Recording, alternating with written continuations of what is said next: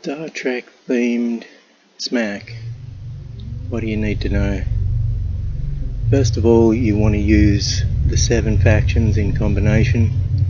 They'll create an overall effect of changing the gameplay slightly. You start with more colony pods, you start with a former.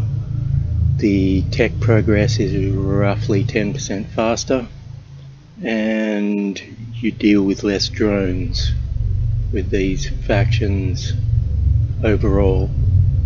So they combine to mod the gameplay, give it a faster paced, more militant style. There's less skipped turns in the early game because of you plonk your first city down, you're waiting for it to build something, you've got multiple cities, you've got a starting former, you've just got more to do early on, less thumb twiddling, which is overall good.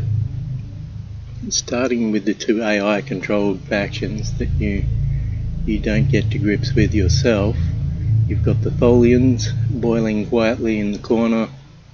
They start with some good armor tech, and they're generally a solid industrial / military power for you to deal with throughout the game. Whereas the giant pulsating craniums of the Talosians, they're all psi-combat, illusion, worm power, that kind of thing. They'll be lurking around somewhere. You and your fellow players, on the other hand, have a choice between James T. Kirk of the Federation, who's your main protagonist obviously, and the only real peaceful faction of the lot. He gets extra energy per square network node in every base, therefore lots of research, so he's just an energy and research powerhouse with no combat bonuses. Doesn't have as much drone resistance as the others, and he has to prototype his units before he uses them. Non-military man of peace, phases on stun. And of course his nemesis, whose name is normally screamed at the ceiling, is Khan Noonien Singh. He is the opposite. He's all military and no economic production bonuses, apart from starting with former tech. Everyone starts with a former, but Khan starts with the technology to build them, which can give him a bit of a production boost early in the game, but overall he's all about militarism. His genetically enhanced followers have a huge attack power bonus and a point of morale, giving them overall some of the strongest troops at the start of the game. Definitely on par with the Gorn at least. And he's also got Planet and Probe, which means he can diversify. He's a bit of an all-rounder when it comes to offense. At any rate, he can go with the Planet, capture lots of worms, make a worm army route. He can go the probe route and attack you with lots of probe teams, and he can use green and fundamentalism to enhance both those parts of his faction, but no productivity bonuses. It's all about war when it comes to Khan. And of course Kirk's son was killed by Lord Kruge, and classic Klingon approach to life, 25% attack bonus. The Klingons are great if they're on the offensive. They'll just roll along merrily, attacking, not as strong on the defensive, but they start with an extra colony pod, get a bit of an extra drop on everyone else in that degree aspect. They start with applied physics, which is the level 2 weapon, again offense. So their main trick beyond that is +3 support, which is huge. Support isn't something everyone gets a lot of use out of, but +3 support means they can support their base size in troops, so they can go really nuts, making a huge army that has good weapons and an attack bonus. Or if they're Klingons of peace somehow, they can opt for democracy, which will prune their support back to 1 point, which is still a nice little bonus, but it gives them all the powers of democracy without completely butchering their support score, which is what happens to everyone else. And they get the growth and the efficiency from democracy at a very small cost as a result. So they're still a very flexible faction, whether you want to be a mindless Zerg swarmer or not. The important thing is that you conduct yourself with honour. Unlike those dishonourable, tricksy Romulans, Romulans are of course all about spying and probe teams. They begin with 2 probe teams, which means they can scout a bit better in the early game, which is nice. And they've got some industry, which is a bit of extra productivity, which not a lot of these races are getting. Lots of militant races in this particular mod. Again, morale, because Romulans are just physically stronger than humans, so all the factions have a combat bonus of some form, apart from the Federation and the humans. So their main claim to fame is their 3 probe, which gives them amazing probe teams and makes them immune to mind control. They can also value knowledge, drop their probe down to 1, get themselves some efficiency and some research, but they won't lose their immunity to mind probes for their bases and units. That sticks, because they double up those 2 powers. Level 3 probe gives you immunity to mind control for your bases and units.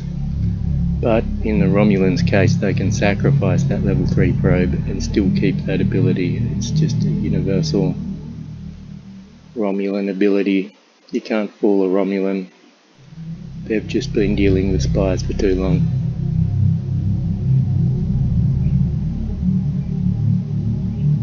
And of course, Captain Kirk will need someone to wrestle with in slow motion, which would be the Gorn, cut off from the original Gorn hegemony. The new Gorn leader has declared herself the new queen of this planet, and the Gorn are a ground swarming race in a big way.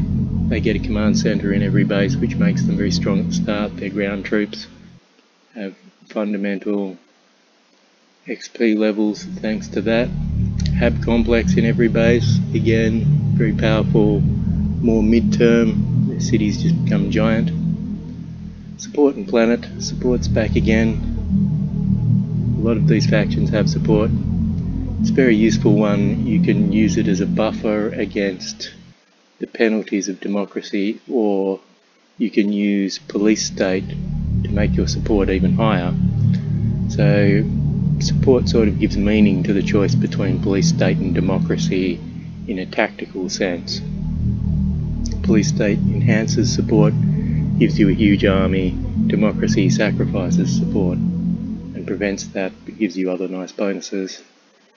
With a police state, the Gorn can match the Klingon trick of supporting a unit for every unit of population in a base, and their bases and cities are huge, so that can be very useful. But of course police state has a lot of penalties, and they get a point of planet. So Khan and the Gorn are the ones with a point of planet. So if you're into building up big worm armies, they're your 2 choices. If someone's grabbed the other choice, you've still got someone who can make worms. It's the same with probe. The two probed factions, the Romulans and Khan, both have enough probe talent that you can have a probe theme going. Khan and the Gorn both have enough planet that you can get a planet theme going. That way, if someone else has picked your favourite theme, you don't necessarily have to miss out completely. So you've got 2 of those options. The Gorn and the Klingons are both great ground troop swarmers, if you're into that. And if you're into the University Morgan, Kirk is like a cross between the two of them. There is no LAL equivalent. There is no one with a bonus to efficiency left, unfortunately. But that's how this particular mod has come about. It's more militant. Kirk here is your only peaceful option, surrounded by a swarm of just angry opposition. Or of course you can star as the angry opposition, get yourself a little bit of revenge on Kirk, and also deal with these two tough AI players, which of course you should never use yourself because they're a bit over the top and they're just there for extra flavour and for extra challenge if you're like me and it's getting a bit easy on Transcendent. Rather than lots of self-imposed restrictions, hopefully some slightly tougher AI factions will help give the game a bit of an edge. So there you have it. Always use these 7 factions in combination so that you get the overall modding effect. And take your pick between these 5. Hopefully you like war, because it's a bit of a war game kind of a mod. But if you are a peaceful hippie, you'll just have to go with the Federation, who are an energy powerhouse and are unlikely to disappoint you. Also very flexible in the social modifications table. Anyone can pick and choose what they want social mods wise in this. So there you have it, there's the factions. Do enjoy them, and I shall sign off.